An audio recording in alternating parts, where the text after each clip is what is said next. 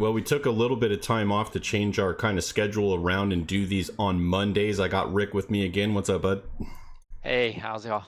Okay, so we got some catching up to do, man. Let's start with last week's race in NASCAR in Atlanta.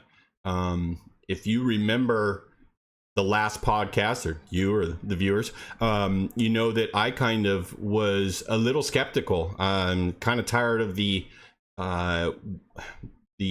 restrictor plate racing and drafting, and I was like, man, I just don't know. But it was wild. It was a lot better than Daytona or Talladega, was it not? Oh, yeah, it was incredible racing.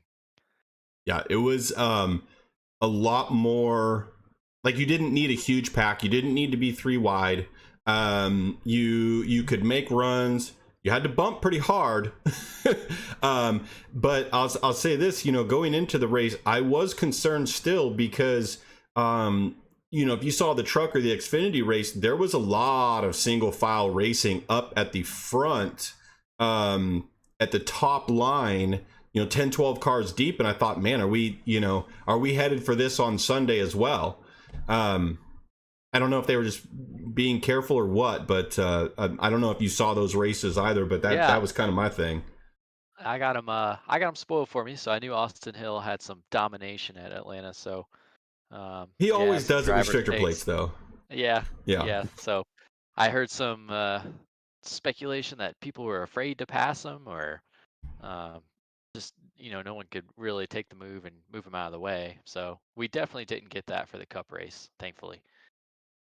Yeah, no, it was a lot more exciting. It was like I said, you could take 2-3 cars and you could hit them and send them through the track, and they would make moves, and that's good. That's what you want to see. That was more. It reminded me a lot of the old, like, tandem style drafting, right? Where you could take 2-3 cars and just make a run, and there'd be 2 cars on the top, 2 cars on the bottom, and who's got the advantage, just whoever's drafting better. It was much more exciting. Right. It reminded me of older, pre-resurfaced Daytona, maybe the early 2000s or late 90s kind of style Daytona racing, where there's some lifting, there's massive runs, like, I think at one point the commentators were saying there might be a 10-mile-an-hour difference. Maybe not that extreme, but you're getting multiple miles per hour. Yeah, I don't know if it was that extreme, but the commentators are trying to make a point, right? And the point was valid, is that it was a big difference. I think that we saw at the beginning of the race, people were being more cautious, right? Like, they were doing a little bit of the single file, like, hey, let's feel this out. I honestly believe you get that at a lot of tracks just because of the lack of practice. And so, when it comes to this and it's super speedway, it's like, all right, let's just line up here for a little bit. And so that's what you saw. You saw the whole first stage caution free, right? Which is wild in itself. But then you saw after that, it really picked up. And when we saw them start to go 3 wide, it was not working. I mean, all 3 lanes lost momentum and speed. It was just not good. And I don't know if that's the track or it has to be something to do with the track, but just kind of interesting to see something different from Talladega or Daytona. Yeah, I think all the guys, especially in this era of limited practice, that first stage is kind of see what you got, especially at Atlanta, where handling is probably a factor. And then maybe experiment in stage 2. So you try that 3rd lane, you see how it works. And it's like Joey Logano always says at the super speedways, if you're not trying something, you're not learning, because these guys got to figure it out by the time, we get down to the last stage at the end. Yeah, they definitely do. And I don't know that Joey Logano is the one to take advice from, given his history of super aggressive driving, but wise words, at least. Yeah, the words are good. It's just that is just puts Joey Logano sums him up right there. Is like he's one guy outside of the car and one guy inside the car. The tale of 2 Loganos. But yeah, so I mean, it was fun to watch the 3 wide, but it just didn't work. It slowed them all down, and then they just hey, we got to get back to 2, and then worked around. And You could really see too, as the race went on, the bumps got hard. And I don't know about you, but I was kind of surprised that they were able to hit that hard without having problems. Yeah, taking some serious shots. I think, yeah, it might have jostled you around your seat a little bit as hard as they're hitting each other. And that just speaks to the massive runs some of these guys are getting. Yeah, definitely we're getting big runs. And I think if you look at, what they were doing, and if you've raced iRacing at all, you may understand a little bit. You take a shot like that in a next gen car, and I mean 9 out of 10 iRacers are going around. Or and a 4X. Yeah, and a 4X. Yeah. I think those are 4X worthy shots. Those are definitely 4X shots. I've taken shots half that hard and gotten a 4X. So I just did a race in a league in the Gen 6 car at Daytona and got a 4X for bumping somebody that I was not even nearly that hard. So yeah, that definitely in sim different there. But man, the amount of force that they were giving people, just to get a run. And it wasn't like, somebody being super aggressive. It was absolutely necessary to make a run. Oh yeah, if they didn't give the car in front a shot like that, if they checked up, it's just the speed difference too much. So someone behind you might rear end you and take you out. So it seems like you kind of have to hit that bumper in front of you. Yeah, and especially if you're on the bottom and say there's, five cars or something up front, and there's, only 3 on the bottom. The ones on the bottom have to hit harder. It just wasn't the preferred line, so to speak. And so you really had to you had to give them a shot. And for the most part, it worked. There wasn't a lot of cautions and wrecks because of it. It was just different. Oh yeah, then the cars are super rigid, so maybe they can take more of those shots, especially the front grille. Yeah, it'd be a concern that it mess up the aerodynamics. Well, I have to imagine it on tracks like that. There's a little bit more bracing in both bumpers because they know they're going to take some shots. If this is me, and I'm just speaking from layman's terms, what I know of cars is, if I'm at another track, like let's say this last weekend, a couple days ago when they went to Coda, okay. If I'm at that track, I want my rear bumper to be a little soft. I want it to absorb some stuff. Like, I want somebody to be able to touch it, but not spin me out. But if I'm at Daytona, I want it to be stiffer so that I can take a shot and it not crumble up and have my rear, aluminum fly off. And so I guess I got to imagine they got a little beefed up. That's all I'm saying. Oh yeah. Yeah. Some big hits for sure. Yeah. We also, one of the things I noticed about the race in general is when we did have cautions, it seemed like cars that spun and like went to the bottom or were kind of in between the apron and the track, or even on the apron itself, and they were had flat tires, they were stuck. And that was something we saw the first year out of this Gen 7 car. A few years ago, right? We saw where they would do that a lot. I thought they had fixed that, but apparently it was a problem at Atlanta.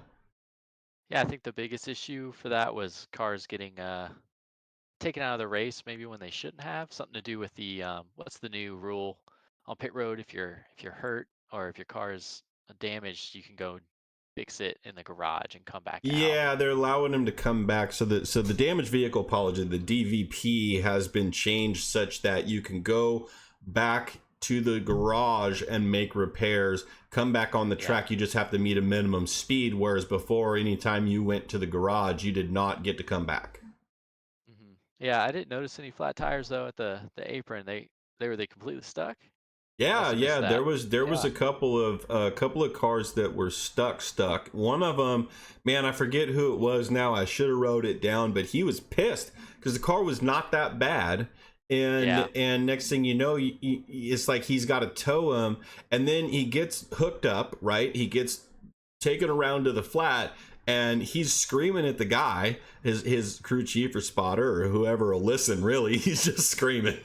He's like, unhook. Tell him to unhook. Like, I'm fine. I just couldn't move, And it's like, this is something we dealt with a few years ago when this car first came out, because that flat bottom bottoms out, and the suspension travels more than that bottom. I can't believe at this point that they don't have bump stops to stop that make it so the suspension doesn't travel that much. I mean, you don't want it to scrape the bottom, right? Yeah, and we've already seen that this the diffuser and the flat bottom car is causing these cars to flip as well. Yeah. So yeah, there's definitely some issues that need to be worked out. But I also think if the car needed to tow back, and according to the new damaged car policy, doesn't that mean they have to be towed to the pits? Yes. Aren't they just following the rules? But here's the thing, though. They end up getting towed to the garage, because you can't tow them to a pit box and park in someone else's pit box while the race is going on and unhook them. Yep. So then he has to go back to the garage. Then he has to pull out of the garage, get to his pit. Now, if he pulls out of the garage onto pit road and his pit is before the exit, he can't go backwards on pit road. Now he's got to go around the track. Right. So it's like, it's just completely messed up situation. And again, I just haven't seen that in a while. So I was like, wow, okay, that's weird. We got to stop that. But if I know anything about NASCAR, it will take another probably 3 years, and then they will have a new generation car or make modifications to this. They always take a while, which I don't blame them, right? You got to make sure you know all the bugs before you start changing a car. And then when you change a car, you got to make sure that in sim, in the wind tunnel and all of this, that it's actually going to make sense, that it will work. Because the last thing they want is for cars to start having aero issues and being stupid loose, losing control, flipping like they're doing now. You know what I mean? You want to make sure you fix that. So it's going to take a while, but hopefully they will eventually address that for good. What else? Well, okay, so I mean, like at a super speedway, eventually something's gonna happen. You can't go without some drama. There's 3 laps to go is where I really kind of made some notes, and it's the 5 car who passes the 2 Austin Cindric, Kyle Larson. The 5 moves up the track and kind of had room, but I think he was more concerned with clearing the 2 than he was the wall. Because he tagged the wall and then causes problems, and it's like, okay. And of course the 2 doesn't lift, right? It's 3 to go. I mean, I don't blame him. He can't lift, and he's not expecting him to get loose. And then boom, here we are, and it's like, well, the 5 could have stayed low, the 2 could have lifted. You could say all these things, but the 5 just a really weird mistake by him. Yeah, it's unusual to have that 5 car make a mistake like that. Well, I don't know, I take that back. He did hit those bins at Homestead, Miami, the water coming into the pit roads. So every now and then, I mean, not as bad as the pace car doing it last year. Yeah, luckily the pace car, we'll always remember that. Luckily, for Larson. So I think that the general thing is, like, when it comes to super speedways, man, Kyle Larson is just snake bit. I don't know how you get the monkey off your back, but I mean, he just doesn't have any luck there, and he's always got a competitive car. He's one of those guys that you would think should do good at Daytona, but it is always something.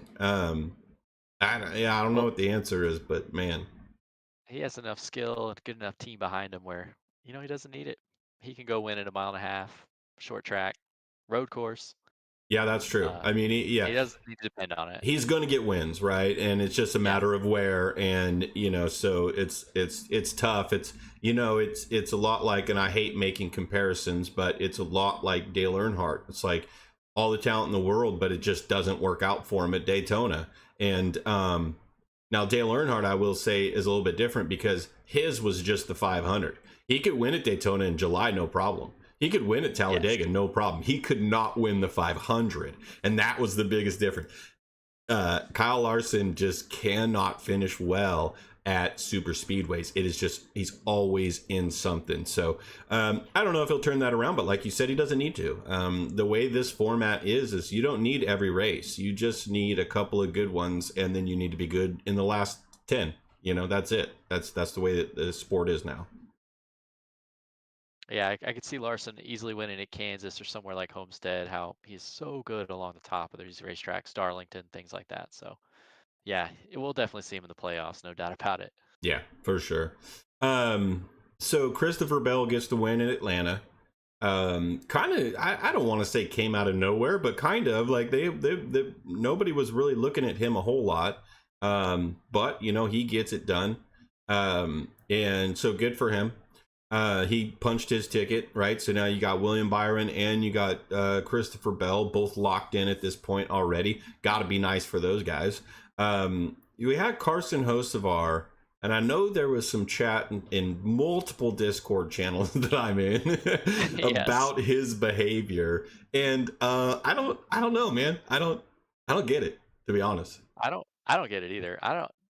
That was an angle that I did not expect, like especially so soon after the race. Obviously, these guys who were driving saw something wrong with it, because you had Ross Chastain talking to him off to the side after the race, things like that. Who's the last guy that needs to be talking to anybody about race etiquette? If you remember when he entered the sport, holy hell! Right. Yeah. And then, but these guys run over each other all the time. I mean, you look at Logano and Stenhouse, and anybody who gets to the front of these super speedway races are going to make very risky moves to, like you said, punch their ticket. I think that's a result of this playoff format. And then some of these guys who are finding their way up front, lots of speed, but never been there before, don't know how to act, So there might be a little bit of that involved.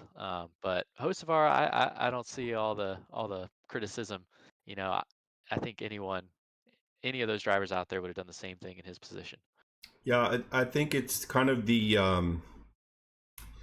I don't want to pick on anybody, but it's kind of like, the Denny Hamlin mentality of like, he says this a lot, so I'm not trying to put down Denny Hamlin, but he you can tell in his interviews believes that there's kind of a rite of passage in NASCAR, and that you're supposed to, when you're new, you're supposed to kind of just, learn, and then, later on you're supposed to be competitive. I mean, it's you see it a lot. I mean, look at all the beef he had over the years with Kyle Larson, because Kyle Larson was not as experienced or as good of a driver as him, or whatever he thought. So as from a driver's standpoint, if you have that kind of thing, or from a spectator standpoint, if that's the angle you're coming at it from, like, hey, he's new, he just needs to mind his P's and Q's, don't make any enemies.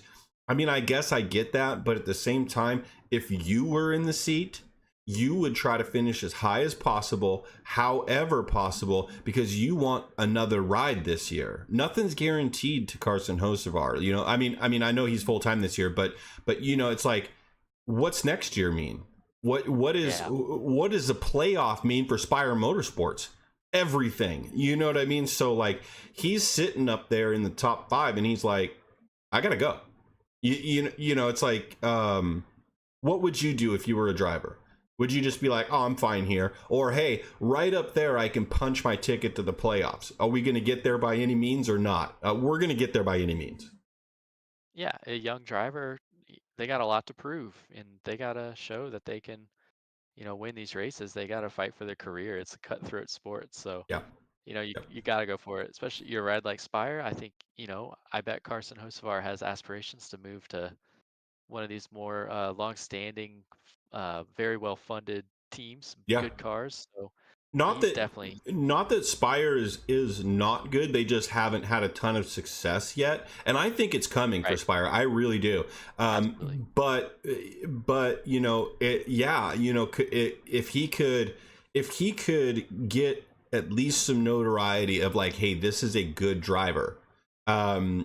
You look at the careers, like, look at Kyle Larson. We were just talking about him, right? He starts with Earnhardt Ganassi, right? In the 42 target car. You remember that? And he was a good driver, but didn't see the results, sometimes didn't have the car, and really wasn't a contender in the sport. Then he gets to take a year off because he says some stupid stuff on iRacing. And then Hendrick says, hey, everybody deserves a second chance. Come get in the car. He gets an upgrade to Hendrick, wins a championship, and is winning races every single year. That's what Carson Hocevar is trying to do. Whether he can win with Spire or he can get to that next step of his career, that's what he's trying to do. And for people to be like, oh, he's too aggressive, oh, he's too bad. What did he really do wrong? Nothing. He drove aggressively. Yeah. Okay.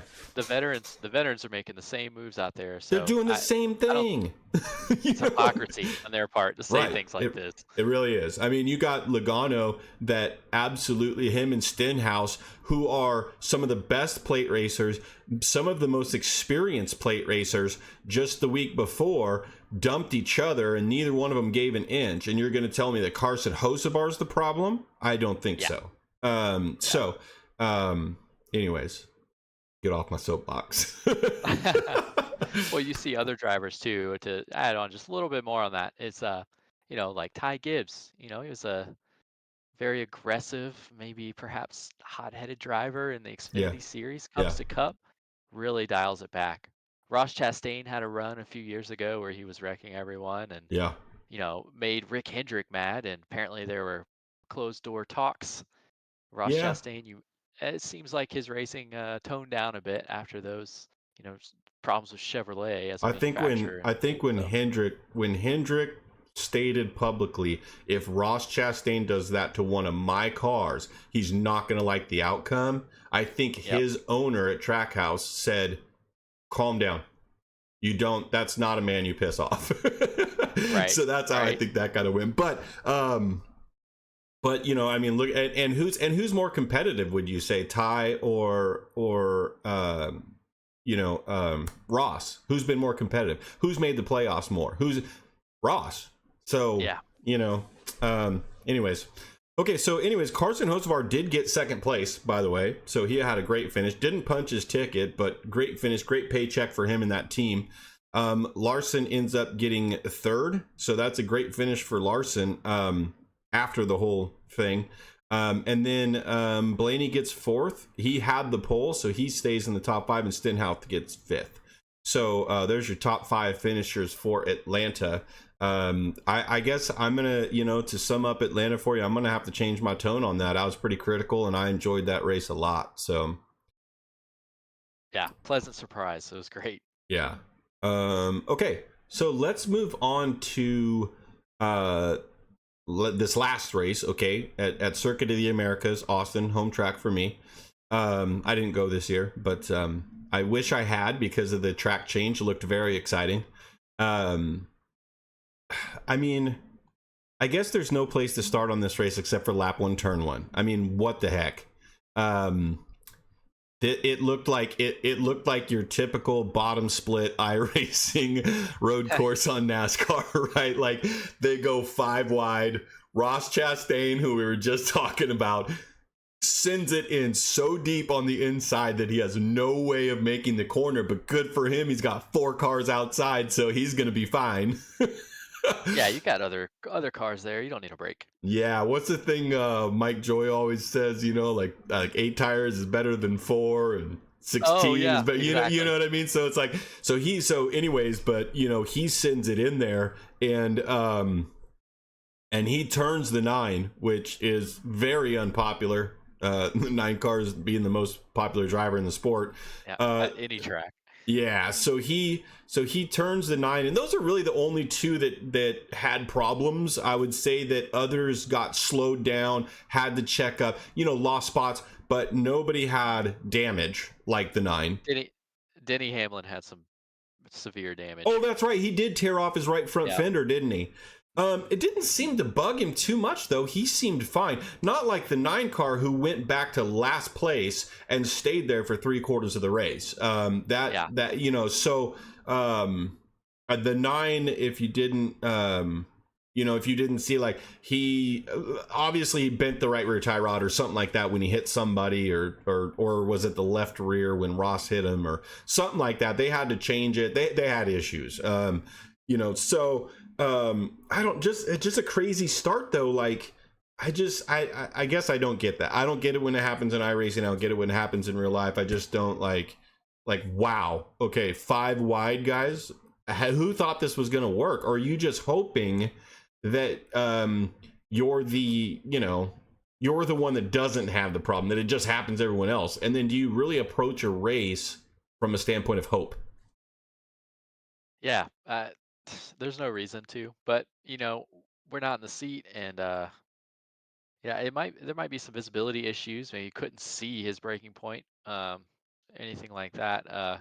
Kind of interesting side note on this is I listened to this race on the radio, so I heard this while it was being said. So I didn't know where Ross was in that big mess of cars, but yeah, it's Chase Elliott said it in his interview. It's like this turn one lap one. Come on, guys, like we Yeah. don't need this, Yeah, and it just it caused yeah, just it doesn't caused look him to good, have right? to right, yeah. And these are the best of the best, and they should know better, especially as many road courses they've been going to these past few seasons. So, Yeah, I guess um, that's the thing you would expect is like we do this regularly now in NASCAR, right? Like, I mean, there's 6, 7 races every year that are road courses. It's not 1 or 2 like it used to be. So, I mean, shouldn't we be past this as drivers? well, it happens even in the best the people who do it every week. So, Yeah, that's Formula One true. can turn into a bowling alley real quick Yeah, in turn one. it's So, true. I mean, yeah, maybe I'm being overcritical. It's just I don't like to see a race start that way because then you got all these guys that were good that now have to battle back. That now they can get caught up in something else, and if things don't yeah. fall right, it's like their whole thing's ruined, and it's like, man, for that. But anyways, I mean, it happens. One thing that was kind of interesting was Kyle Busch was strong all day long and not really known as a great road racer, but at least in my mind, I'm sure he would differ with me. but I mean, his car was really good all day. I mean, just solid, I Yeah. don't know. Did that shock you, or am It I shocked me. okay? Yeah, I It just shocked like, me. I all didn't right, he actually did have a good finish at Coda either last year or the year before, yeah. but I think yeah, I was surprised. yeah, like we were getting towards the end of the race, and I was like, man, Rick's dark horse to make the playoff is going to make it in week 3. Like, that's not a dark horse, man. like, Yeah, I was thinking the same thing. It's like, oh man, I got it completely wrong. so, but you saw as the race went on, and especially when we had that caution and went green with 14 to go, a lot of the top people did not pit, did not get tires. Like the top 18 to 20 did not get tires. Kyle was obviously leading, and he looked good, but I think he just burned him up, you know what I mean, and ended up falling back. He absolutely did. Yeah, Yeah. and just driving a little bit too hard. But he had Christopher Bell breathing down his neck so hard, especially when you look at turns 3 through 5, where they were allowed to just completely cut the track, which was interesting. They'll probably change that next year. But That was extreme. yeah, it was like they're off the track, like They wouldn't let them get off at all last year through that right, right. the S section. Yeah, it was kind of interesting, right? I mean, they were they penalized several teams last year at that section, and then this year was at another section, and then they had this little drive-through thing for people, so it was kind of less of a penalty, but I don't know, that was kind of weird. But when you got through 3, 4, and 5, Christopher Bell was so much faster than Kyle Busch that Kyle Busch had just had to slide it through 6A and B just so that he wouldn't get the run. He had to block, he had to slide, and I think he just ate up his tires too fast. And you hate to Monday morning quarterback it, but you got to think that if he had just said, okay, I'm gonna let Bell go, but I'm still, but am I still good to get second? Well, Right. William Byron was right behind him too in the mix, so it's like, well, maybe not, but all of that hard racing really, I think, ultimately cost him a couple spots, but you're trying to get the win. Yeah, I think wins are everything, especially early in the season. But yeah, he wasn't thinking long term like that. I know he wanted to win that race. He thought that maybe this is his best shot, perhaps all year. Um, as you can tell, I'm not very optimistic about the RCR cars this year. So, I feel like if Bush is up front, he's got to go for it. But he can also point his way into this. That might be the dark horse strategy, is to point your way into the playoffs. So he did drop back quite a bit. Didn't lose. I think he got what, sixth, fifth, somewhere in there. I believe he finished fifth. Yeah, fifth. So he still got a top five, but he could have gotten. I think he could have gotten a top three if he would have saved. But it's hard to say it now, like you're saying. Yeah.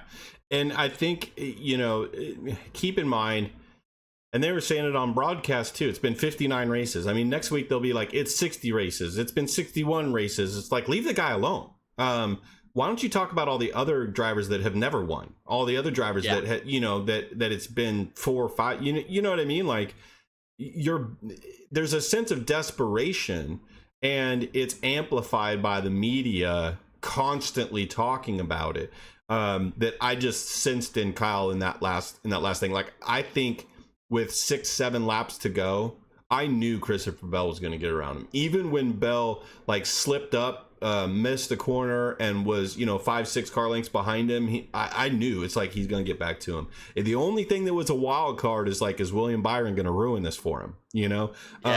And it almost happened. Byron was actually very cordial with him when he did have that slip up. It was kind of interesting. I thought that was a opportunity for Byron to pounce, but maybe he just wasn't quite that close and thought he would get another shot at it. I don't know. But he ends up finishing second, so not a bad day for him. And he's already got a win in the bank, so he's got no desperation. He's already going to the playoffs. So yeah, our 2 winners this year, finishing 1-2. Yeah. What's also one of the things that was unfortunate, if you saw Saturday's race, Connor Zilich, great young kid. We've talked about him several times on the podcast. He had a great Saturday, won the race, and not so much on Sunday.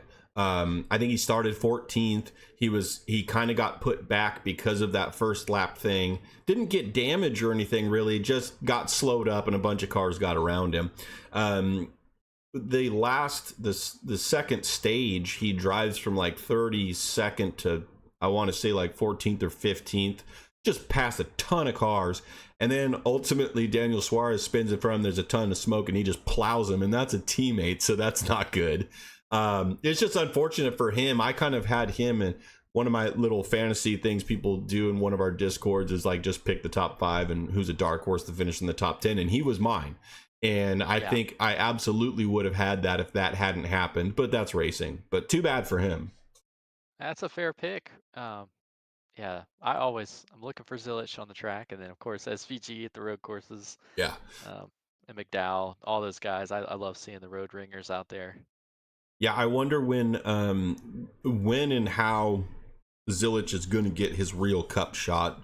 And I guess I need to set the record straight, because last podcast I was like, wait, is the 88 full time? And you were like, yeah. And I said, he is full time. Okay. So yeah. SVG is full time. And it's the 87 Connor Zilich that's only got a couple races that he's doing.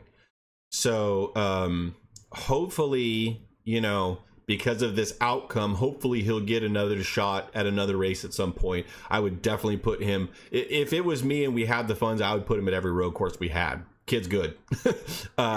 So, I would hope to see him get another shot. I'm just, it's like one of those silly season things where it's going to be interesting, I think, to see where he lands in the career that he has, because he's definitely going to Cup. I don't think there's any question.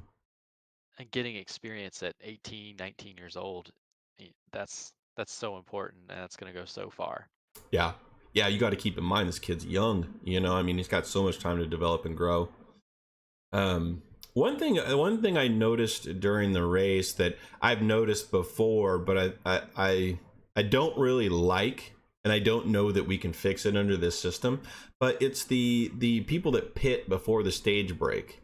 And then, because they're more interested in the race, right? I want to win the race. So I'm going to pit before the stage break, so that all the people that don't are now behind me at stage break, right? Because I didn't pit and they did.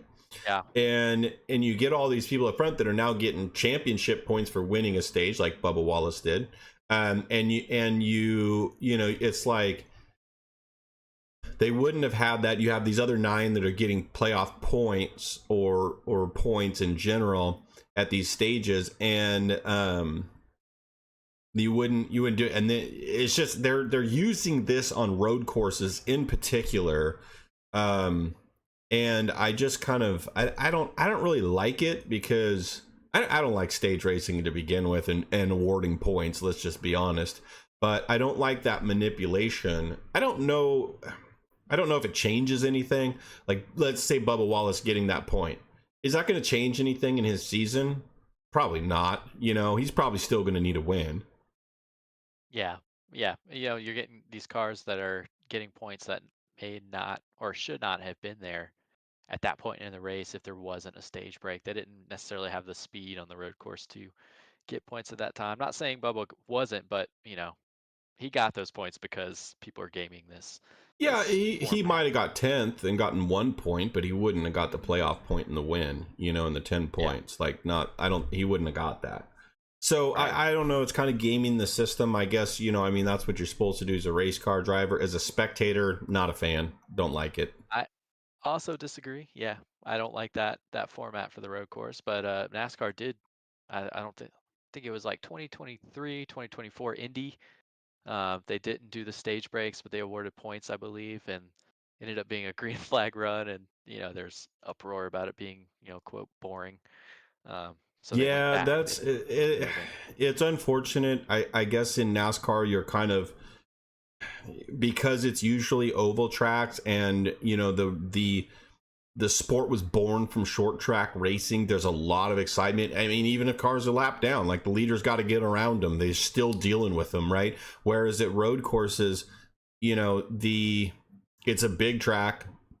They can be spread out and never see each other. And when they do, the etiquette is that the lap car yields completely.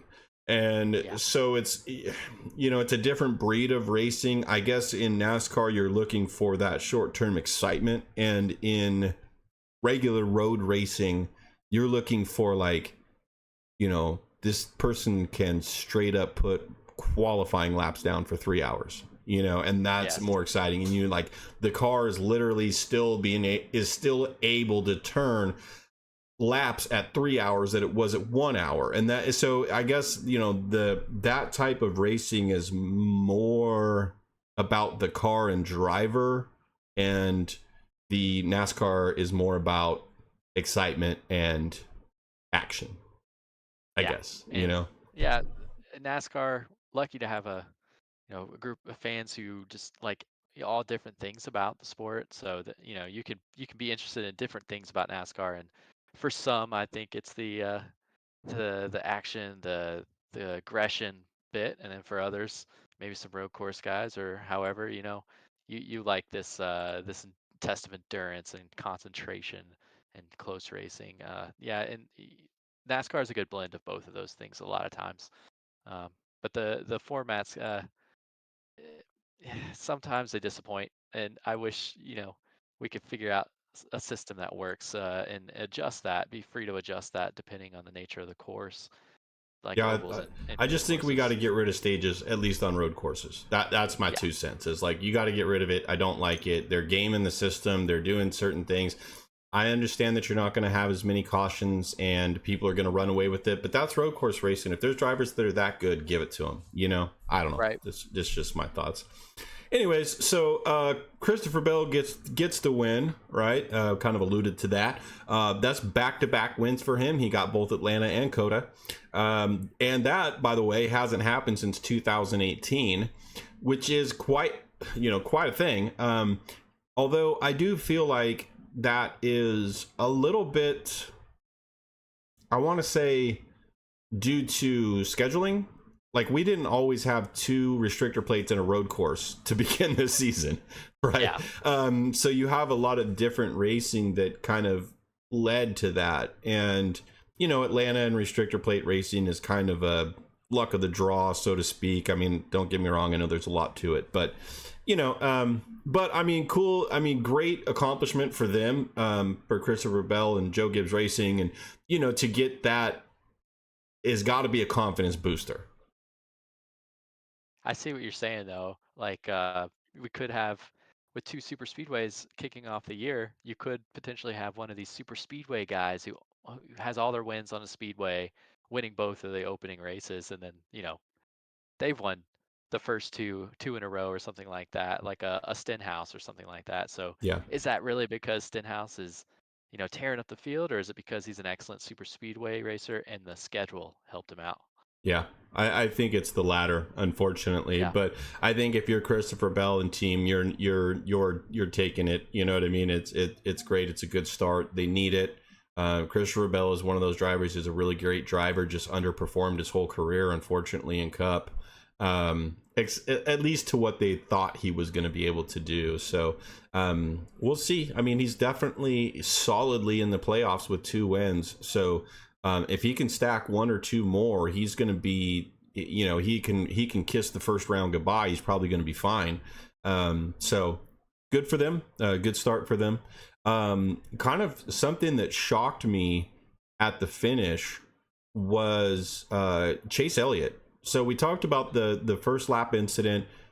2 stages, he's completely in the back. Has to change out a tie rod. Even after changing the tie rod, he didn't look competitive. I thought, like, it's over. He's gone. He's done. It's like, just park it. You're in 36 out of 37. It's embarrassing. But he gets tires in the last stint, the last caution when they restarted with 14 to go. And he takes tires because he's outside the top 20. He doesn't care, right? Well, Yeah. Nobody in the top 20 takes tires.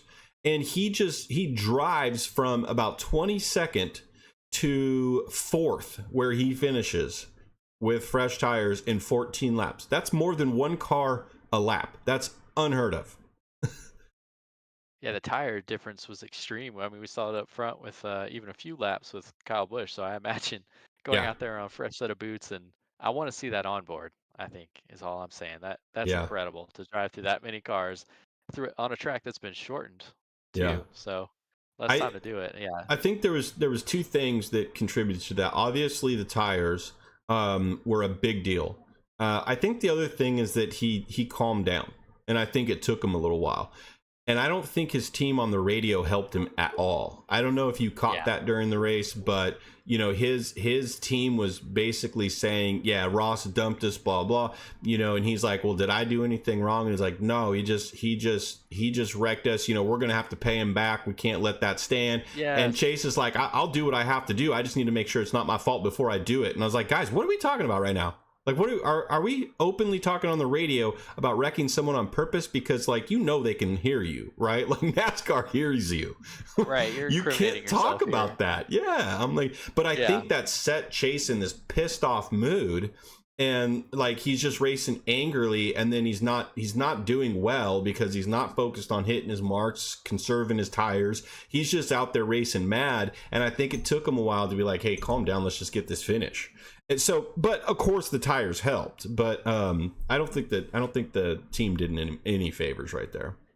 Yeah, to be fast on a road course, I think you need to have this state of zen or like peace, Yes, and you have you your have team to be over the calm. radio. Yeah, Yeah, saying, yeah, "Oh, let's go get them. We're gonna go chase them down and wreck them." yeah, and That's reckon like no, yeah. no, that's not helping. What was, Uh, what was his answer? I said, "I'll do what I have to do." yeah, he said I have no problem doing what I have to do, but I need to know that it's not my fault before I do it.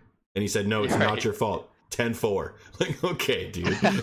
Like, Wow. where's any, because that's a spotter. Where's the crew chief? Like, hey, calm down, guys.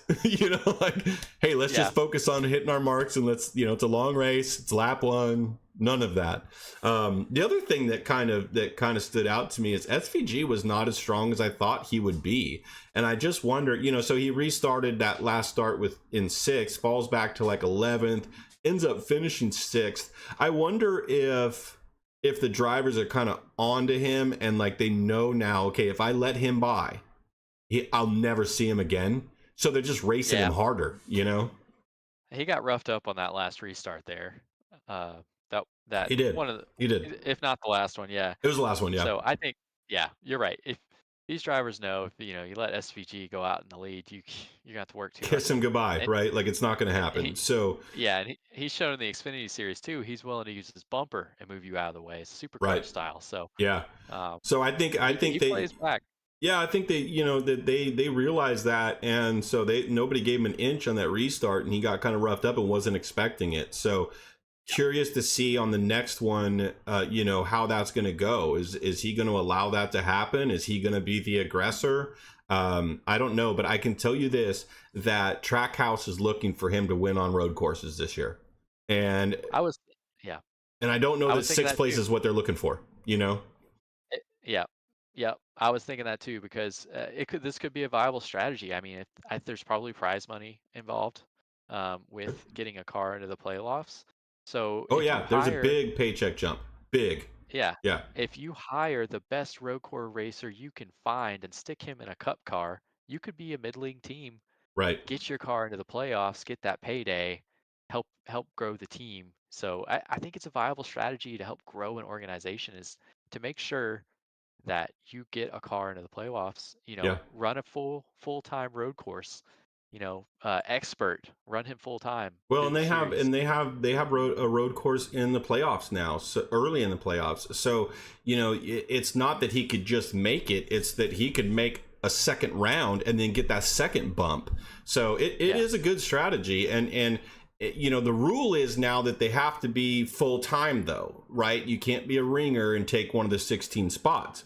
So right. you got to put him in the car full time. So they made that commitment to him, and I think it's going to work out fine. I don't know that he's going to be super competitive on ovals this year, but look for him next year once he gets a little bit more experience because he's a great driver. He's just going to Yeah. need some time in the seat. So And honestly, there aren't a lot of drivers in the field that can say, yeah, I could definitely win these 6 races, so he's already got a leg up just because he's a yeah, road course guy. yeah, Yeah. yeah. He's got 6 of them circled that he should win at. So yeah. Anything else that happened in that race that I didn't mention that you caught that?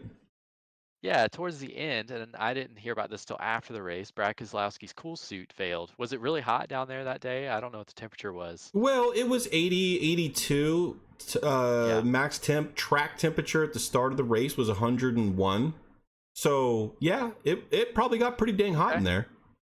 Yeah, well, he had to go he had to go to the infield care center for IV fluids, dehydration, Yeah. that sort of thing. It Now, was actually, one thing I'll say about that too, because there's a lot of us guys that are old school NASCAR fans, and think that when those cool suits came in, that it was like, oh, that's kind of sissy. You know what I mean? Like, well, we've been racing for decades and we don't need that. You know what I mean?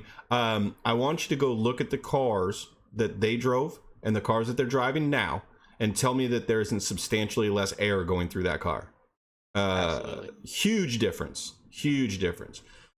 Plus the engine bay, the cockpit, everything is smaller. There's no airflow in there, and so you need that cool suit these days.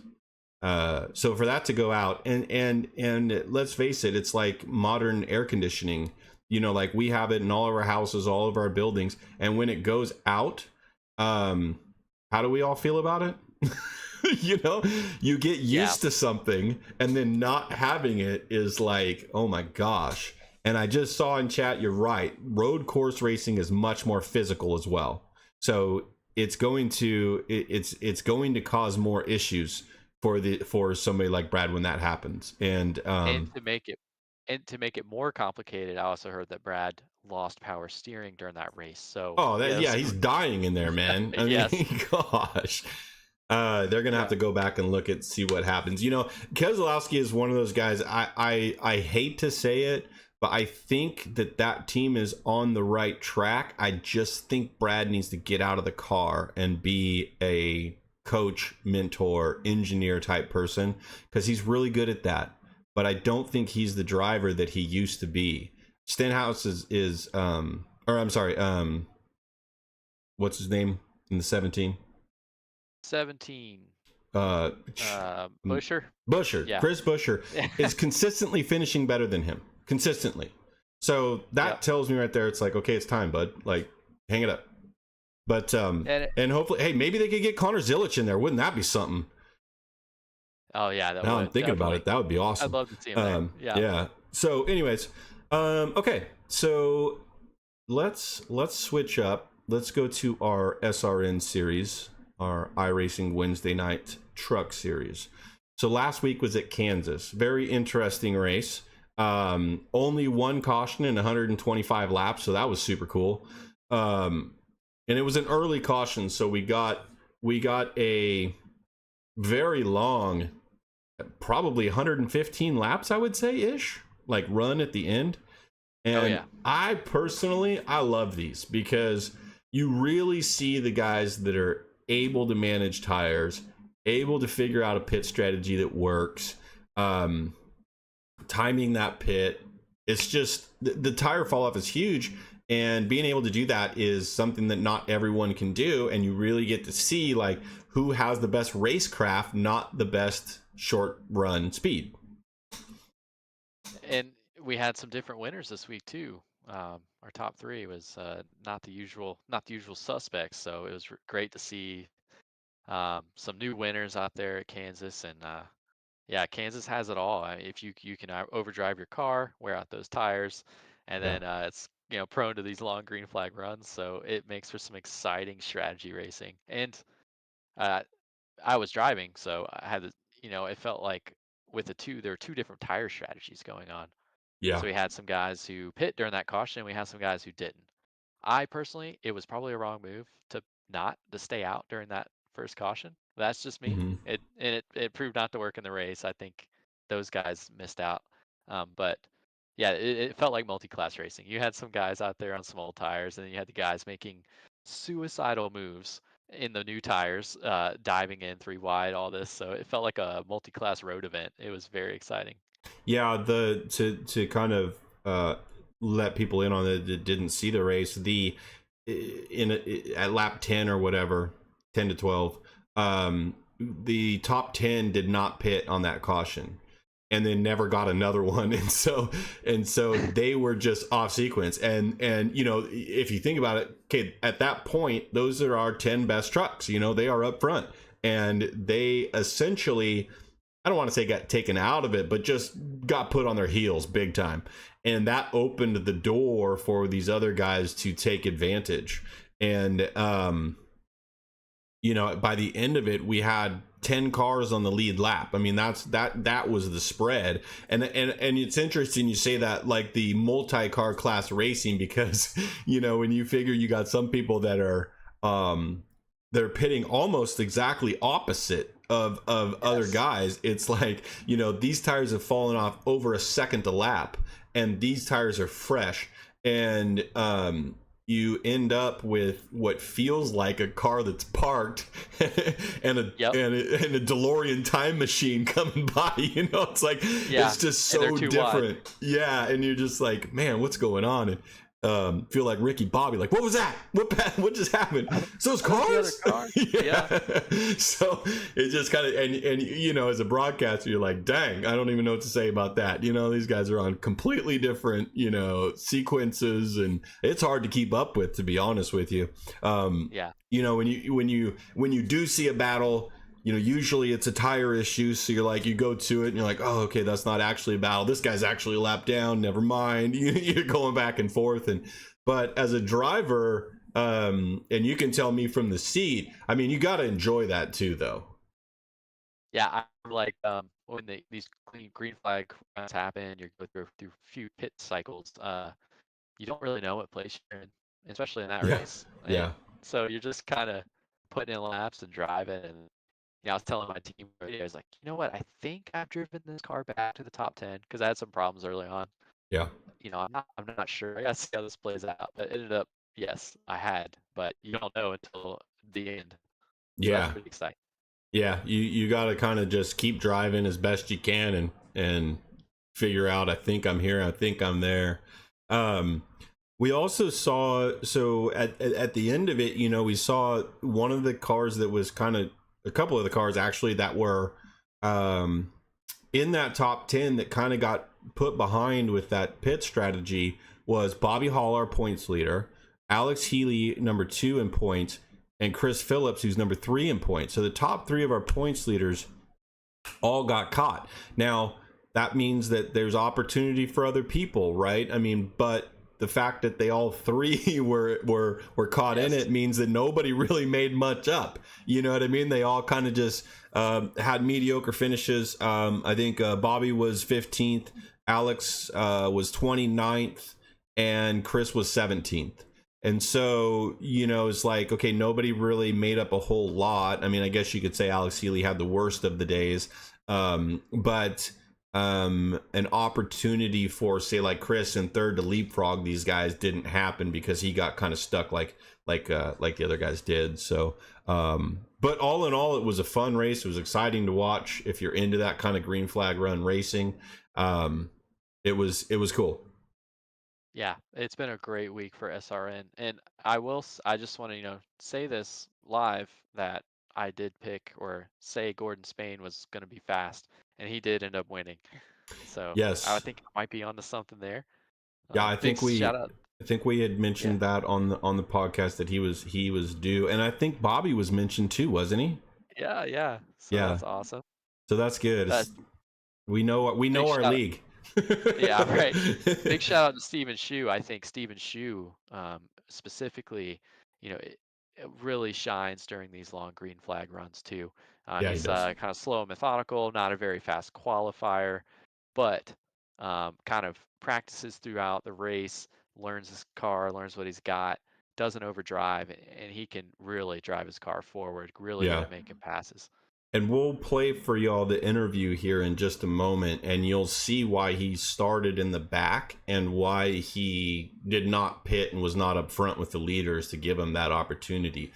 But so Gordon Spain wins the race. Bobby Grady gets second. Stephen Shu is third. Spain and Grady are both part of this newly formed team out of the league that is OG Motorsports. And so I'm excited about that. You know, I mean, can they have, I think, 5 trucks in their team. And so the question is now, you know, obviously it's a little bit, you know, we're 7 weeks into the season, but can they, you know, start to compete with the likes of Flex Motorsports or Foothills Motorsports, and as a team get better and start to compete more? Because I would love to see a third team be competitive like that.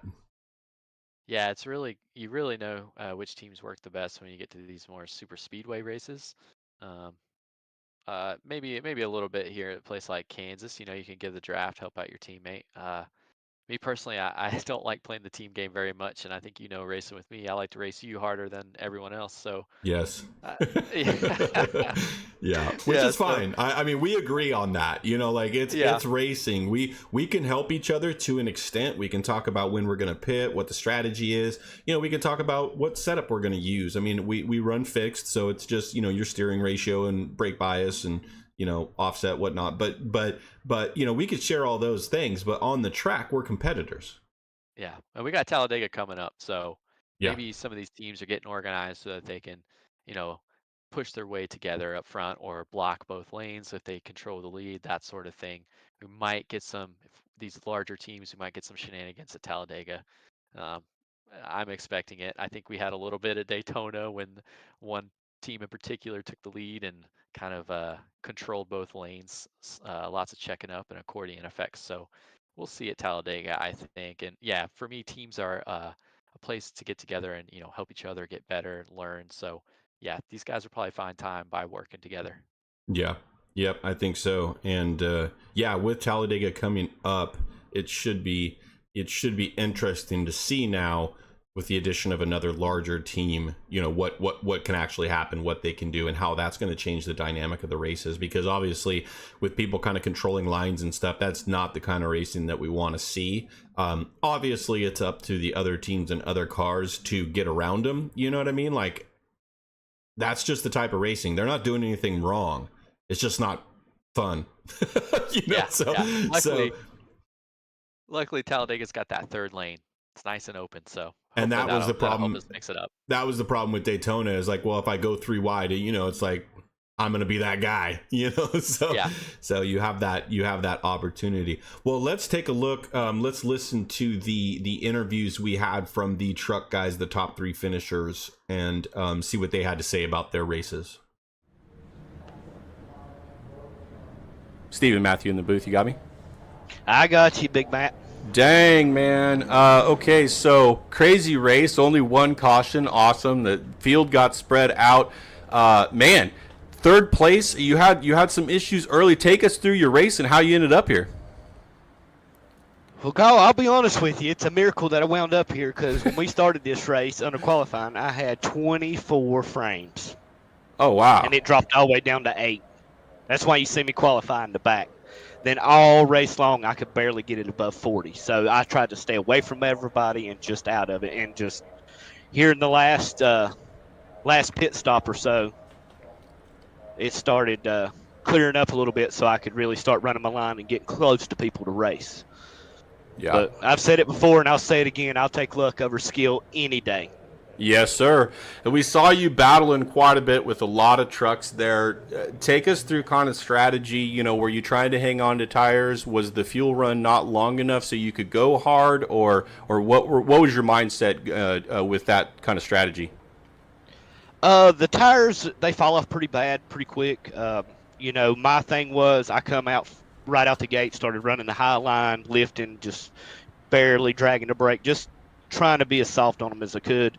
And it was paying off there, just saving tires because I didn't even know if I was going to make it to the end of the race. I thought I was just going to be dropped out due to packet loss. Yeah. And, that first caution come out, and I was kind of excited because when we went in the pits, Chris Barker there is our teammate, and he had me pop up my windows, and I started closing programs and stuff while I'm sitting in pit road, trying to get it to pick up some speed or something. It helped a little bit, but not a lot. So I went from, 24 to 40 ping or 40 frames, and I was still just glitching. That wreck it happened in front of me. I don't know if you was looking at it or not. Yeah. My screen completely froze. Oh, man. That's and tough. I just moved up, and I felt my steering wheel bump the wall, and I kind of drug it off the wall, then the screen unfroze. So I was like, oh, Lord. Made it. Well, but shoot. I'm not going to lie. I'm going to have to do some stitching in the bottom of this seat because there's a hole right around my rear end. Yeah, I bet. Well, all right. So, you're on the podium. You got your opportunity. Thank everybody you want to, and go away. Go for it. Definitely got to give a shout out to you for SRN. This is a great league, especially with you stepping out of the league and doing our broadcasting now. You do an excellent job. My wife absolutely loves you doing the broadcast. Definitely big shout out for my teammates because when I was froze up and locked up and couldn't see, they was telling me to hold it straight or turn. So if it wouldn't have been for them, I wouldn't have made it through it. That's wild. Yeah. Got to give a shout out to the sponsors there, Natural Life and what's the other one, Gal? You can say it for Mag me. Real Estate. Mag Real Estate, Yep. sorry. I don't get on the podium that often, so I'm kind of excited. I hear you. And got to give a shout out to Wagner's Welding, Jamie's owner-operator over there on DeHart Community Center Road. Check him out if you need any welding done, if you're local to Wilkes or surrounding counties. And number one, and last but surely not least, the wife, for letting me be a big old youngin' and come up here and play on this video game. Absolutely. All right, well, we're in Texas next week. Is that a good track for you? It's a good track for everybody. You know that. Yes, sir. It's my home track. I love it. So you're racing with us next week, ain't you? No, I'm broadcasting for the time being, unfortunately. So, but it's still fun up here, that's for sure. So, great race. We'll see you in Texas. Hopefully, we'll talk to you again after the race in Texas. Yep. Thank you. All right, buddy. Take care. All right, let's get our second place finisher in here. That's going to be a Bobby Grady. Bobby Grady, Matthew in the booth. You got me? You got Gordon. Oh, man. You're next. Hold on. Next brother. Bobby Grady, this is Matthew in the booth. You got me? Gordon Spain Hey, is here too, but hey, we got everybody now. Hold on. All right, Bobby, you got second place. Great run for you. Wild finish at the end there. Take me through first kind of your strategy for the race. Were you saving tires or were you going all out? Well, I think it was all in the beginning there where we made an early stop and then nobody else did. And then it went green from there. So it was a little bit, not so much strategy as luck. Yeah. I think the guys up front stayed out 8 or 9 of them and got stuck. And that took some of the leaders kind of out of that situation. But it was a good long run. We were watching you quite a bit towards the end there, and we saw you just kind of passing trucks and making moves, and then kind of take us through that, and then what happened with second and third there in front of you. Yeah, so I got behind, I think it was truck number 11, and I kind of was seeing the line he was running, so it kind of gave me a little better strategy. I was getting a better run off, and then, boy, towards the end there, just pacing, running laps, and then, we had a lot of fast cars coming, and then John got into it with one of the guys there just because they were faster going by, and I couldn't really see what happened, but it checked him up, put me up to second. Was great. And then I got in the corner too hot, rubbed the wall. Then those two got back by me. It was pretty intense racing. And then I seen someone hit the wall and 113 and then bounced off of John, and lucky enough to make it through the infield and get second. Yeah. Sometimes it's better to be lucky than good, right? So, I mean, That great. is for sure. Yeah, great finish, though. So I'm going to give you the floor. Sponsors, anybody you want to thank, go ahead and do it. Yeah, first off, got to thank you for putting the league together, Mag Real Estate, Natural Life, and just a good group of guys to race with. And, I appreciate the platform. Awesome. All right. Well, we have Texas next week. What do you think about that track? Is that a good one for you? Well, it would be if I wasn't in the Bahamas. All right. So you're taking an off week. That's good. Well deserved. Yep. Yeah. All right, and then we'll see you back in Talladega. So you have a good night. Hopefully, we'll see you back in the broadcast booth in Talladega. I appreciate it. Thanks again. All right, buddy. All right, now we'll go with Gordon Spain in the win tonight. Man, you got me? Yes, sir. Okay, so first of all, damn, that was a dominating run there in the last two stints. How did you, from your seat, how did you get there, and how are you able to just keep gapping guys? And that first caution, the one and only caution. Yeah. I took tires, banking on it going green the whole way. And for that to happen, I needed it to go green the whole way. Yeah. And just from there, I was able to, run consistent laps and do everything, make my pit stops perfect, as perfect as I can. Yeah, I thought we were going to get some excitement with a late caution or something, and it just didn't happen. And I think I actually said with about 5 to go, I put it on your truck and said that's a guy that doesn't want to see the caution. So absolutely not. Definitely not something you wanted to see. I'm sure some other guys wanted it. I mean, you had a 10+ second lead at the end there, so. Obviously, you were able to hang on to those tires better. Definitely a track that was suiting you tonight. And I finished with a half a lap of fuel. Half a lap of fuel remaining. That's all you need. Just enough for a burnout, right? It fell out perfect. Yes, absolutely. Well, we're going to Texas next week. Is that a good track for you as well? I mean, it's kind of similar, a little bit more banking. I think it can be. Yeah. Hopefully, a little strategy comes into play again, and absolutely. Yeah. Get a good run out there. Very good. Well, you won the race. You're going to get your opportunity to thank sponsors and anybody that you want to, so go ahead and do it. Yeah, I'd like to thank you, Mag Real Estate, Natural Life, Spain's Tire, and OG Motorsports, our new team that we kind of formed. And yeah, you guys look pretty good this week. 1-2 finish. Can't Great be race. upset with that. Yeah, so new team, new thing. Tell us about that tire center that you got out there. Yeah, just a wheel and tire center, small minor repair shop, little town, Central Virginia, Nice. Louisa, Virginia, actually. Very good. All right, well, enjoy the win, and we will see you in Texas next week. Hopefully you'll get in the booth again. We'll see you in Texas. All right. Thank you. Have a good night. All right, well, there you have it. There's the top 3 finishers interview from Kansas. Let's move on now to our SRN GT3 series that is in week 1, just started. It is on Thursday nights, and we were at Daytona because, of course, that's where you need to start any road course series. Of course. Yeah. It's a fun track. Everybody knows the track pretty much. It's a good place to start for these things. It really is.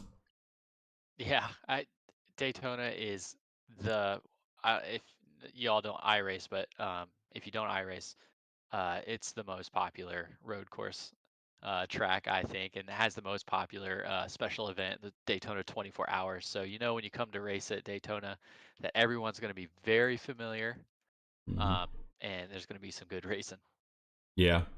And we had, so in week one there, we had 14 cars start. It's definitely in these iRacing leagues, in the United States at least, there are less road course sport car drivers than there are NASCAR drivers, for sure. Yes. Nothing you can do about it. I'm sure it will grow, but even with, I think for some of the guys that are newer, I think that smaller field is good. Because they're not constantly having to worry about another car. They're able to kind of just work on their line, work on their craft, and so that might be a good thing for a lot of guys. Absolutely, yeah, and the no pressure of doing this in an official race, so no pressure to lose I rating or safety rating. It's not like maybe you should anyway, because you got to get out there and race and not worry about the number at a certain point. Yeah. But um, yeah, and it's a good chance for people to try out GT racing. I really like to think of this league as sort of a development league, and it's such a daunting thing to get into, especially if you're primarily an oval driver. It takes a lot of effort to get out there and do the road courses. Not saying that they're any easier or harder, but it's just totally different. Yeah. Feel I totally didn't unfamiliar. start road racing until well into my iRacing time, Right. because it's too much to soak in. It's like drinking water out of a fire hose. It's just, Right. you start moving up, you're doing ARCA, and then you're doing trucks, and then you're trying to get into Xfinity and Cup, and trying to get all Yeah. your licenses up and learn all these cars and all these tracks, and then to add in road coursing at the same time is ridiculous. And so there's just a lot of guys that just haven't done that yet, and there's a lot of guys in our truck league that kind of came over and say, hey, let me add this, let's see, and so hopefully they're going to have fun with it. We did obviously have a few off tracks. Some guys, especially in the bus stop and turn one at Daytona, are always kind of the treacherous places where it's easy to overdrive. I mean, there was a couple of times where drivers coming out of the bus stop would just, barely clip the grass, and it would grab that tire and send them around, and it's so easy to do, if you're new at it. Yeah, you could tell a lot of the drivers, they did their homework, came prepared. Um, it, it's really easy, especially in those Mustangs. I noticed a lot of Mustangs looping it Yeah. around. Those Mustangs are they're kind of cruel, but you can still find speed. And if you do something wrong on that Mustang, your tail end's coming around, and we saw quite a bit of that. Yeah, we did. And the Mustang is great. I mean, it's very popular, I think, among drivers in the US because it is a Ford.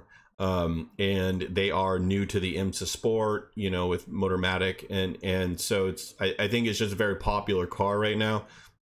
I would venture to guess if you went into a European server, there would not be very many Fords. Just guessing. But it was popular with us. It's just a little bit different to drive. It's got speed. It's just different. It's a little heavier. It's a lot more weight in the front because of the front engine, and so it's just it just drives different.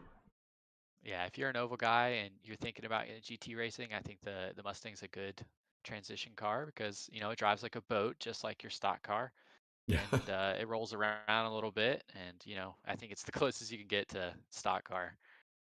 Yeah, absolutely. On the road, yeah. So, Dominic Ariata is probably what I would call our ringer. He's Yes. probably the most experienced. And he started on the pole. He took off, never looked back, finished with a huge lead of over 30 seconds on the field. But a lot of that, I think, is because second and third were going at such a battle, and you happen to be part of that, which was fun to watch from the booth. I know it had to be fun in the car, but you and Mike Hill were racing each other the whole race. How was that? That was so much fun. I think it's like I said in my interview, it's like that is why I sim race. That was the most exciting battle I've had in ages. So huge shout out to Mike Hill for making that so much fun. Yeah, in Daytona I'm super comfortable, so I was able to hang and draft. It was the first time I've really had a chance to lock bumpers with someone at Daytona and really get that speed. So that was super exciting to try new things in the GT3 car. Yeah, one of the things I want to note too, though, is that it was super clean. It was, you weren't bumping each other, you weren't hitting each other. When somebody got the run, they said okay, and you know, I mean, maybe a little bit of blocking here and there, right? You know what I mean? Like, I'm not going to let you get the run, but you know, I mean, but it was very respectful. It was fun to watch. Mike Hill did a great job. You guys were back and forth a lot. You know, I think he passed you once on track, and then I think or you passed him on track, and then he got you back in the pits, and then you passed him again on track. And so, I mean, it was just a great back and forth the whole way. It's what you watch racing for. It's what you drive for. Yeah. Had it ups and downs, but you know, we never lost sight of each other, and that I love it when that happens. And I knew it was going to be a good fight once I came out of the pits and he was in front of me. I think I had a bad pit entry, a little too safe on my pit I think entry, you 'cause had some PTSD from the Daytona 24 where it was raining and it was so hard to get on pit road with it still being wet down there. Is that what it was? Yep. I crashed the car twice through there in the Daytona 24. Yes. It was a log flume. Okay. So nothing I could do. Yeah. That was a treacherous race, but anyways, it was a lot of fun. So you ended up taking second and Mike took third, and I just hope we see a lot more like that. You know, that's the kind of battling, the kind of stuff we want to see. It was a lot of fun. And Dominic is looking for fast drivers to come up there and challenge him. So yes, you got some road racing skills and you want to knock him off his pedestal, his podiums. Yeah. Come have at it. I think Longneck, he had some problems. So he had a really strange issue. Because he was second place, and I'm not sure exactly what happened, but on broadcast, I saw y'all rounding for one and saw him coming out the pit, and I said, "What's happening here?" Look back at it. While it says he goes off track, he is sliding through the infield grass, hits pit road, and then drives off. And I think he got one of those unsafe pit entries, and so he had to then go into the pits. It was outside of his pit window, so he ended up having to make, I mean, technically 3 pit stops, but 2 pits, and that just cost him. But I'm telling you, he's going to be competitive. He looked good until that happened, but I think he's going to be competitive this year. So he will definitely be up there and give you guys a challenge. So we'll have to see about that. I think we've got at least 3 drivers up front that are very close in skill. So hopefully we'll have those battles all season long, and then our leader Ariata is way too fast. Not that he's too fast, but I got nothing for him. Okay, he's good. I think that the other thing I'm looking forward to is like, okay, so we have 3 drivers, you know, that are, I think you, Mike, and Austin are going to be doing a lot of battling this year. I think Dominic's going to be out front. And I think you guys are going to be doing bad. But then what I'm looking for is, as we get like halfway through this season, whose skills are starting to catch up to y'all? You know what I mean? Who's getting better? Who's keeping it on track? Who's having better average finishes? You know, I think that there's going to be some drivers that are just so green that they're going to start coming along. And maybe you'll start to see that midway through this season, and maybe it'll be in full swing by the end of the season. And then next time when we get into next season, you'll actually see these guys be more competitive. So I think it's going to be, good. I think it can only grow from here. Right. And I think it's going to be fun. Yeah, absolutely. Look for, drivers like Justin Healy to find some speed. You know, he's got great pace on the oval side, really new to the GT3, but was not far off. So I really expect to see him to move up and improve. And, you know, in just about anybody, if you put the work in road racing, you're going to get fast. No doubt about it. And pay attention to what other people are doing and ask questions. I think that's the best way to move forward. And download Garage 61. Yes. Telemetry. So helpful. Telemetry is so helpful on road racing. You don't realize how much you need it until you have it, and then you realize just how quickly you can pick up time by comparing laps. So, okay, so we have interviews for that race. However, one of them is on this podcast, so I'm not going to show your interview. We just talked to you. The second place car just got out. I don't know what happened, but he did not stick around for the interview. But we do have the winner, so let's take a listen to Dominic and his interview after the race.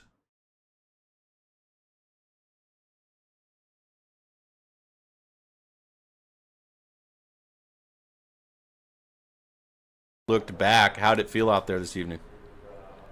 It felt good. No, it felt consistent. Just hit my marks. Try not to get slowdowns in the bus stop, which I got one, which I was pretty pissed about. But no, it felt good. Yeah, I feel like that bus stop especially, it's so easy to get those off tracks, especially when you're trying to be a little aggressive with it. But, I mean, we definitely saw through your race that you were consistent, not getting loose, not overdriving, just very good car control. So, good race. Obviously, this has got to be a track you're pretty comfortable and familiar with.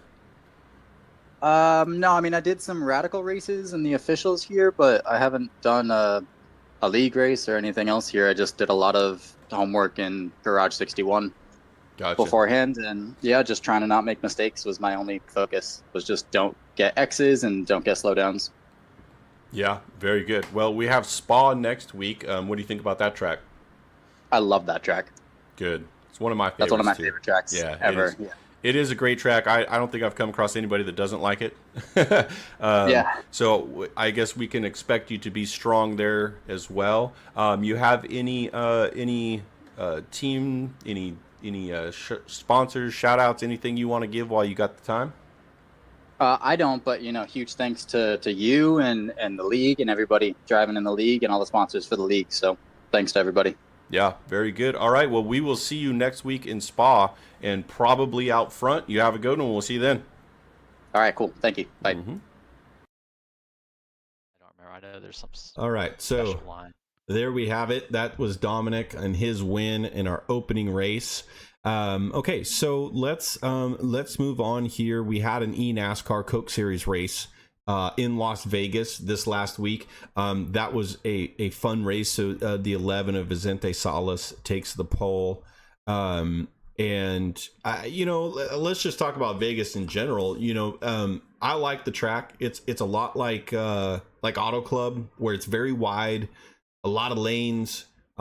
We saw in the race that there wasn't really a clear winner on the lanes. Obviously in oval racing, if you go low, you're faster into the corner. If you go high, you're faster off. Right. But it's a fun track to race. Obviously, it's always got some heat in it, so it eats tires. So you got to be careful. Just a lot of elements to that track that I like. Yeah, those guys are the best of the best, and they showed why. So much close racing. I don't know how they didn't wreck, as little as they did. And Yeah. I totally understand when they did. But those first 60 laps were green, and then after that, it was a complete mess. Just like it was just a different race. Some of our cup races. Yeah. Yeah, it was just a lot of hard racing. One of the things that was interesting about it, or makes a big difference, is the 77, the Spire Motorsports car of Steven Wilson. He had a packet loss in the opening laps, and that's a big deal. He won the first race. And so they do have a chase format. They do have playoffs, but that put him a lot of laps down. Never really recovered. I think he finished like second to last because somebody else crashed or something like that. So it was not a good week for him, and not of his doing. What do you do? I mean, that's tough. I mean, you would hope at this level you wouldn't have that happen, but and the broadcaster said, well, it was on his end. Well, how do you know that? I mean, right. Me personally, I have really good internet, and I still have it happen sometimes, and you can't tell me that it's not sometimes the server. Yeah, it's just unfortunate. It's just like mechanical failures in real life. It's just out of our control. My power goes out sometimes, and it stinks. It's a great analogy, because you can have all the everything you think, all the I's dotted, the T's crossed, and you know, a piece of plastic flies into your you know, intake, and Right. you know, Yep. or you know, it's like you got a misfire, an ignition issue, or a battery issue, alternator issue. You know, you just can't predict those things, and this is obviously an internet electronic issue, but it really sucks for him. It's unfortunate. Yeah, for us sim racers, our mechanical side is the PC, the internet's the connection. So Yeah. yeah, we deal with similar things in that regard. I will Mechanically. say that on our end, like the racing that I do, at least, I'm not racing in a season that pays out $50,000 to the winner. So it's not the same, but it is Yeah. the same. Right. You just can imagine, you know, when his screen goes black or whatever, just his heart dropping. You know what I mean? Like, what just happened? Yes. Unfortunate Absolutely. for sure. Anyways, so then we get to some other things that I found kind of interesting is you know, like the driver cams where they have they're on the people, and you see these guys that are in their bedrooms, you know what I mean? They got this twin bed in the corner, and they're, you know, Right. And it's just like, you know, I mean, most of them at least made their bed, so that's cool. But Yes. it's just kind of interesting that, you know, they're just guys, you know, just like us, but they just happen to be really good at iRacing. Yeah, and that makes iRacing so special because, you know, once you get, you know, your rating pretty much says it all. And I found over, you know, my short iRacing career that, especially in road, probably in ovals too, that, you know, the iRating doesn't lie, and it's actually pretty accurate, you know, Yeah. comparing drivers. So, you know, you can tell just by that number alone, like who is the top of the top, and it, you know, makes it clear cut who is the best. So Yeah, as yeah, much they are hate as showing why they're the best. NASCAR gets over the iRating system and the safety rating system, especially, as much hate as they get out of it, it is accurate. You Yes. really can tell what somebody is by those things. Right. And let's face it, we've all had bad weeks. Okay. Now, me personally, I stay away from super speedways and officials. I'm just not going to do Yes. it. I can't tell you how many people have told me, though, that they were at like a 3.5 when the week started, and they're at 1.5. And I just have two questions. One, how do you get into that many issues? And two, why'd you do that many races? You know what I mean? Yeah. Like, once you see it dropping, if you go under 2, man, you're getting your license demoted. Stop racing it. Yes. You know? I don't know. Maybe it's just me, but stop. It's a fine balance. Like, you know, I need to get out there. I need the racing experience. I gotta put the rating on the line as much as I like to baby it. But, you know, that's not always the best way to go about it. Sometimes you just gotta go carefree, go do it. Those numbers, I wish you could hide them, honestly. Just never see them Yeah. because, you know, they come with time, and they come by getting good and honing in your craft. So Too many guys are out there racing for those numbers, though, and I think that's the Yeah. problem. So you're right. If you could hide those, that would be great, because, you know, so many guys, you know, and it's like, I had a goal, like I wanted to get the 2K on my oval, right? And okay, I did that, but the whole time I'm racing, I'm thinking I want to get the 2K. Well, what do you think happened? My safety rating tanked because I'm out there racing for wins, Yeah. right? And you know, and as you should be, but there's a balance that you got to find, and that's the whole point of the two different point systems, which, you know, I think works well. I don't always agree with some of the safety rating stuff, but there's no way they can ever figure out whose fault is what. But anyways, we went down a rabbit hole there. How'd that happen? I love it. So, like you alluded to before, we did see, as the race went on after the break, there was some stupid aggressive action, and I don't mean that derogatory to like any drivers. I just mean like, wow, okay, we were 3 wide, 4 wide. At one point, we were 5 wide. That did not work. I think that was the only time they went 5 wide, and that caused a crash. I mean, we're sitting here with 30 to go, and these guys are racing very, very hard. I didn't expect that during that race from those people. I think we saw much more patience in Daytona than we did in this race, which is odd to me. But I don't know. Maybe I'm missing something. I don't know. We had we had some drivers having, the best run of their season, and like myself, a lot of them have had run into some trouble and some bad luck, tough Yeah. breaks, maybe some incidents that out of their hands. So I can totally see getting upset, uh, having one of the best runs of the season and have it just taken away for something silly. Um, but it happens. It happens to all of us, and racing is cruel, and Yeah. it doesn't care about your feelings sometimes. So Some of these guys got to just be wondering, though, what the heck just happened. They get caught up in it and they weren't a part of it. They weren't the ones that went 5 wide, but they're behind it. And what are they supposed to do? And, they get tangled up in it, and they just got to be wondering kind of why. But that's the frustration that everybody in iRacing and real world racing has. It's just, it's not always going to go your way. But these are good drivers, and as long as they went 4 wide a couple times and had no problems, I got to imagine that some of them didn't even know that they were 5 wide.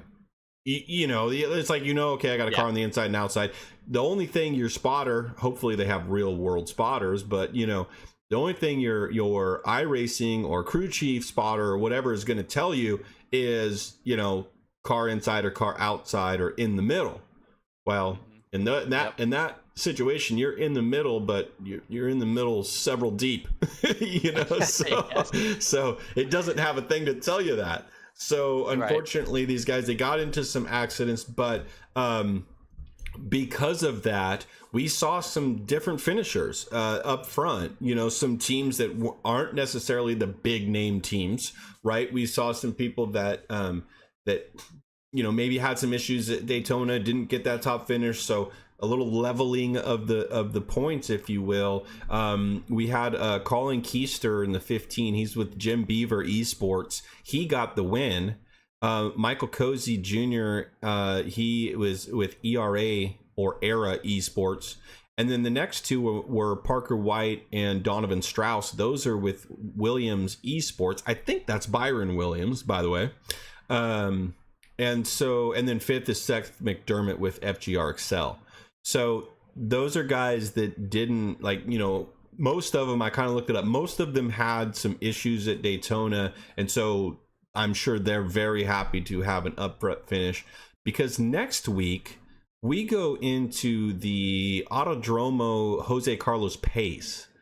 Now, this is a track that NASCAR's never been to, in my recollection. Yes.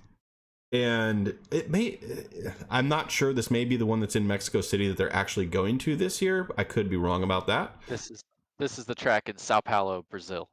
Okay, so this is not where they're going. Okay, so this is just like a curveball, right? This is just like, hey, here's a wild, road course. Let's just do it for fun, Not sure why they put that in there, but this is kind of like we were talking about earlier in real world NASCAR, where you have the opportunity for a driver to steal one that, isn't necessarily top tier when it comes to ovals.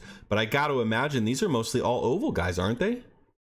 Well, there's a few. I don't know all their names yet. This is the first year I've really been following them, but I do know that there's a few pros in there who are also very, very good on the road courses. And I've seen them go to Watkins Glen before, and those guys will bring out the road racing wheels. They got multiple wheels. They'll bring out the Formula wheel for these races. See, so they know what they're doing. For me, that's cheating. Okay, especially if you're using a paddle shifter, like that's cheating. Okay. Now, I would hope, and there's no way to police this, right? But if I was running the eNASCAR series, like that would be illegal. But again, there's no way to police it, right? They'll just turn their camera off, Right. But I know, in some of the leagues we run, I know people are doing it. But it's like, that's not the car, though. Yeah. It's not the Ford Mustang GT3. It's the Ford Mustang Cup car. So, you have to have your sequential shifter and a regular spin, in my opinion. But, these guys, hey, if that's not a rule, I'd use, you use every advantage you can, right? And so they're going to do that, and that does make it easier. You'd be surprised if you're on iRacing and you haven't tried it, try it. It makes a big difference. Yeah, you can, and even the way it feels with the force feedback, you'll have different settings and everything too, just because of the the shape of the wheel. Yeah. So So I'm expecting this to be kind of a wild card. I'm expecting it to be some different people up front than we saw in week 1, week 2. I'm expecting it to be a little different. Obviously you're not going to get as many cautions to drop the field. I assume that they're going to treat this like a regular iRacing road course where we're not going to throw cautions because there is no car to tow or clean up debris from. So Right. I would expect it to just be straight racing, and if you have an issue, it's going to set you back, and you're just going to be set back. That's all there is to it. So it'll be interesting. I think the name of the game here is just to keep it clean and on track, and get what you can out of it, and go on to the next. yeah, I want to know who's good on the road there, so I'm definitely gonna be checking that race out. Yeah, we'll see. Well, okay, so next week, next podcast, what's coming up here is Phoenix. NASCAR is going to Phoenix. A very unique track. I love that track, especially since the repave, especially since they put the start finish on the back stretch, or swap the sides. It's a fun track. I'm not sure. I'm not saying who's gonna win or who's not, but I don't know. I would look for Hendrick to be strong there. Although that's an easy pick, but I mean those guys are good in those kind of tracks. I like the Toyotas. Of course you Toyotas do. are always been strong in a road the small shorter tracks, so Yeah, I'm a that's Toyota true. fan. That's true. So So you're looking for JGR? yeah, JGR. Yeah, look out for Christopher Bell. Also Tyler Reddick, very fast at those sorts of Yeah, tracks. that's true. That's true. Yeah. Those are my picks: Seabell or Reddick. If Seabell wins, it'll be something else. Yeah, that would be wild. That would be back to back would be something that hasn't happened in a long time. But he's got a shot at it, So yeah. So that's going to be an interesting race. We'll cover that next week. Southern Racing Network is going to be going to Texas in the Truck Series. That's always be a good race. That's always a fun race, right? I can't remember if it's night or not. I hope I did night. You know what? I did not, because the it's on the schedule twice, and the later in the season is going to be the night race. So this is going to be pretty warm, right? And so it'll be interesting. It's going to be a fun race. I don't think we're going to have only one caution like we had last week. I think we're going to see some more, and that's going to kind of obviously play into how this whole thing goes. And so that's going to be a fun race. You can tune in anywhere, like YouTube, Twitch, Kick, Facebook. Just look up Southern Racing Network, and we will be live on Wednesday at 6:45 Central. On Thursday, SRN will be running at Spa. This is also in iRacing a very, very popular track. Everybody loves Spa. I know myself and Rick love it. It is it the first one we did that was like a long race, like endurance race? Or it was one of the first ones we did, and we had a really good finish. Yeah, it was one of those 2-hour, 3-hour races. Yeah, we had lots of speed. It was a 3-hour? Okay, so I thought it was a longer one. I thought it was like a 6-hour, but we had great speed. I think we got a top 5 out of it, in an endurance, and it was a lot of fun. Everybody likes the track. It should be interesting to see. We're going to see carts spread out, spread out quite a bit, because it's a larger track. So it should be very interesting. That's going to be on Thursday, 6:45 Central as well. Same channels and everything. So with that being said, we will see you all next week. Yeah, see you guys next week. And if you're on the fence about joining the GT League, please come out. It's a good place to learn. Yeah, for sure.